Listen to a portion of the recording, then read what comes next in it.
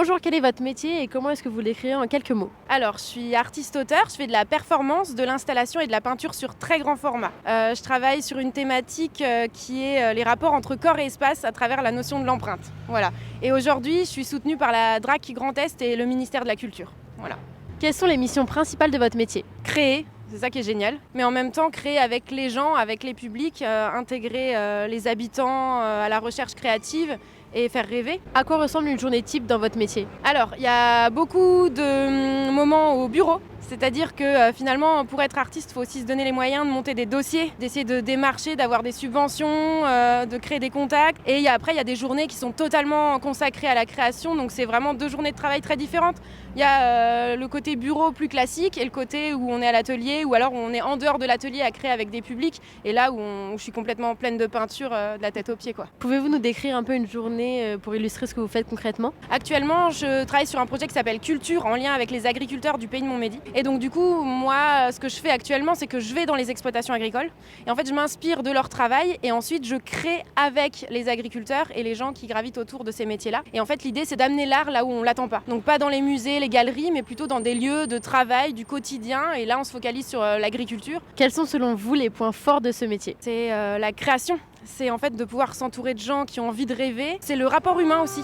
Les échanges, le fait d'être à l'écoute de l'autre et le fait qu'on puisse se consacrer à ça et en même temps s'autoriser le rêve. Quels sont les aspects plus difficiles ou moins appréciés du métier? Il faut se réinventer tous les jours, hein. On va dire qu'être artiste-auteur, surtout dans ma branche, moi je suis artiste plasticienne, donc je suis peintre concrètement. C'est la branche la plus précaire qui puisse exister. Une chose à savoir absolument avant de se lancer dans ce métier. Que c'est énormément de travail, énormément d'investissement, qu'on donne beaucoup de soi, donc je pense qu'il faut absolument être passionné. Quel a été votre parcours pour en arriver là? Alors, moi j'ai un parcours assez atypique, on va dire que j'ai suivi une filière littéraire au lycée, voilà, et ensuite j'ai fait architecture. C'était le 1% littéraire en architecture, et j'ai eu mon diplôme, j'ai bossé 7 ans en tant qu'architecte, donc j'ai travaillé en tant que chef de projet dans une grosse agence à Strasbourg. On va dire que mes études m'ont permis d'avoir une notion de ce qu'est l'espace. Je pense que moi j'utilise mes outils d'architecte pour créer, et c'est comme ça que ça a pris. J'ai répondu à une première résidence d'artiste, j'ai été sélectionnée, ensuite à d'autres, et au final, maintenant j'ai les 2 pieds dans la peinture et j'y reste, quoi.